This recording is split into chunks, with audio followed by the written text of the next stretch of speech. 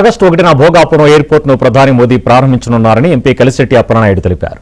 ఈ విమానాశ్రయం ఏర్పాటుతో ఉత్తరాంధ్ర రూపురేఖలు మారబోతున్నాయన్నారు. భోగాపురం ఎయిర్పోర్టుపై గతంలో వైఎస్ జగన్ చేసిన వ్యాఖ్యలకు క్షమాపణ చెప్పాలని డిమాండ్ చేశారు. ఎర్ర బస్సు రాని చోటికి ఎయిర్ బస్సు వస్తుందా అని ప్రజలను అవమానించారని మండిపడ్డారు. నరేంద్ర మోదీ గారు చేతులపైన ఈరోజు భోగాపురం ఇంటర్నేషనల్ ఎయిర్పోర్ట్ని ప్రారంభిస్తున్నాం.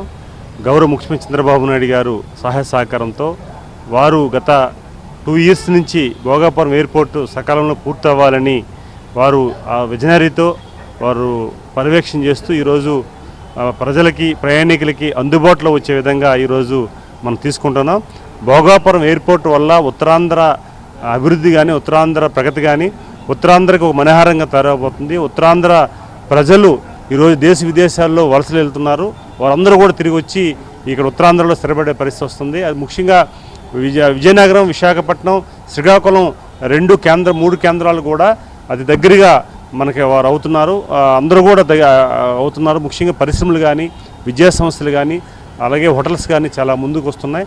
ముఖ్యంగా ఉత్తరాంధ్ర ప్రగతి ఇది ఎయిర్పోర్ట్తో ముందుకెళ్తుంది. ముఖ్యంగా గౌరవ ముఖ్యమంత్రి చంద్రబాబు నాయుడు గారు గత ఎన్నికల్లో ఏదైతే మాట ఇచ్చారో ఉత్తరాంధ్ర అభివృద్ధి కోసం మేము కట్టుబడి ఉన్నాం.